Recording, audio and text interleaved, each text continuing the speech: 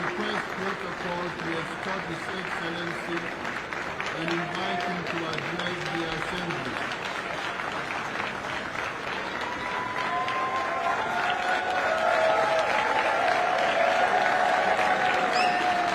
Order, please. Ladies and gentlemen, order.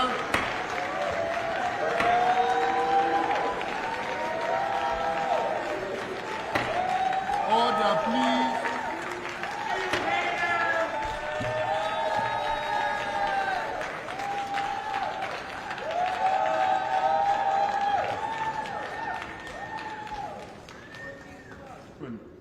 His mother Yocheved, but his father Oded is still languishing in an underground terrorist hell of Hamas. I again promise you, we will return your loved ones home. We will not spare that effort until this holy mission is accomplished.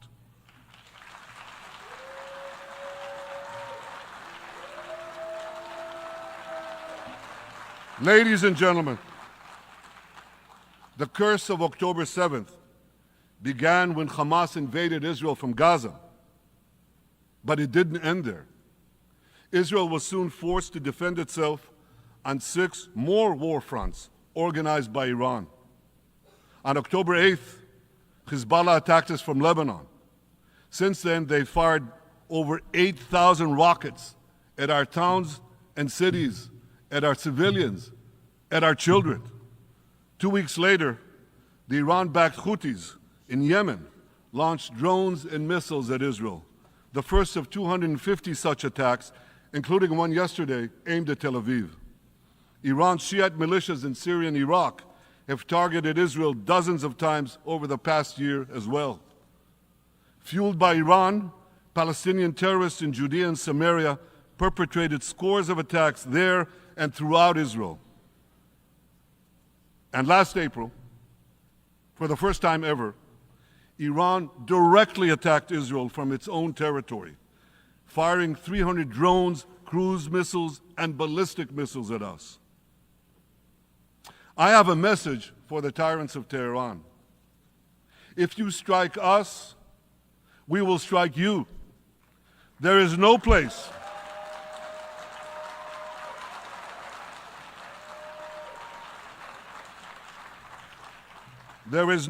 in Iran that the long arm of Israel cannot reach, and that's true of the entire Middle East. Far from being lambs led to the slaughter, Israel's soldiers have fought back with incredible courage and with heroic sacrifice.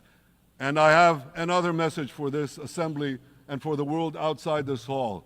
We are winning.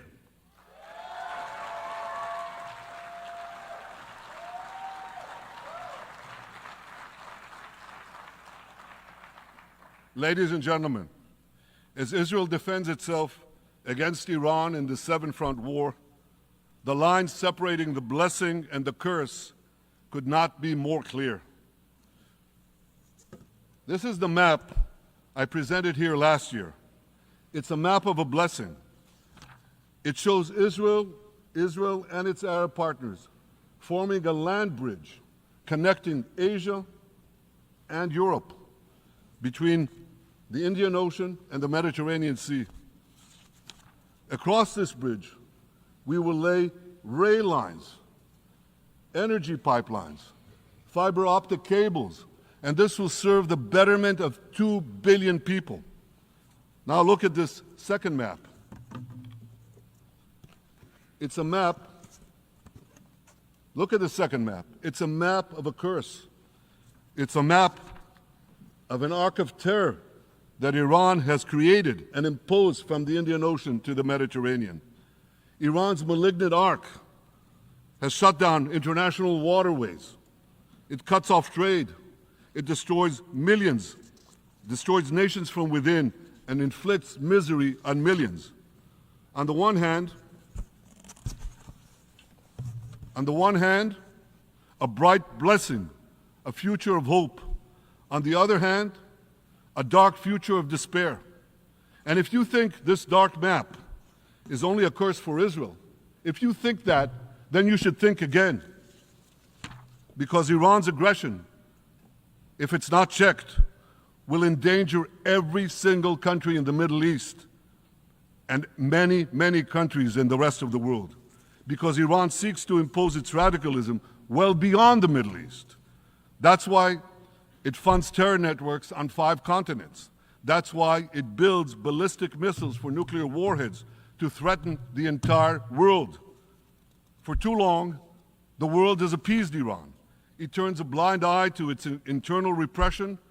It turns a blind eye to its external aggression. Well, that appeasement must end. And that appeasement must end now.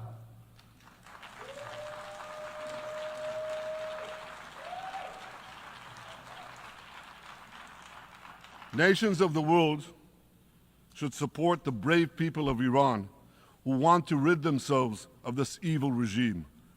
Responsible governments should not only support Israel in rolling back Iran's aggression, they should join Israel. They should join Israel in stopping Iran's nuclear weapons program. In this body, in the Security Council, we're going to have a deliberation in a few months. And I call on the Security Council to snap back UN Security Council sanctions against Iran, because we must all do everything in our power to ensure that Iran never gets nuclear weapons.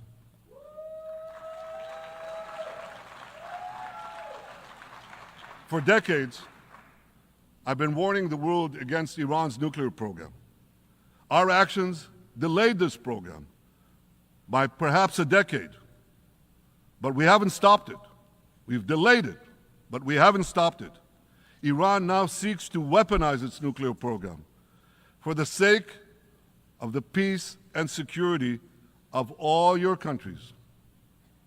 For the sake of the peace and security of the entire world, we must not let that happen.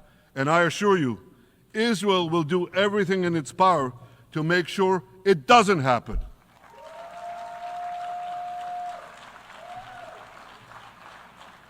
So, ladies and gentlemen, the question before us is simple. Which of these 2 maps that I showed you will shape our future? Will it be the blessings of peace and prosperity for Israel, our Arab partners, and the rest of the world? Or will it be the curse in which Iran and its proxies spread carnage and chaos everywhere? Israel has already made its choice. We've decided to advance the blessing. We're building a partnership for peace with our Arab neighbors while fighting the forces of terror that threaten that peace. For nearly a year, the brave men and women of the IDF have been systematically crushing Hamas's terror army that once ruled Gaza. On October 7th, the day of that invasion into Israel, that terror army numbered nearly 40,000 terrorists. It was armed with more than 15,000 rockets. It had 350 miles of terror tunnels, an underground network bigger than the New York subway system, which they used to wreak havoc above and below ground. A year later, the IDF has killed or captured more than half of these terrorists, destroyed over 90% of their rocket arsenal, and eliminated the key segments of their terror tunnel network. In major military operations,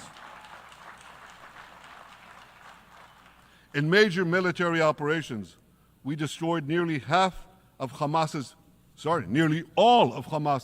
terror battalions,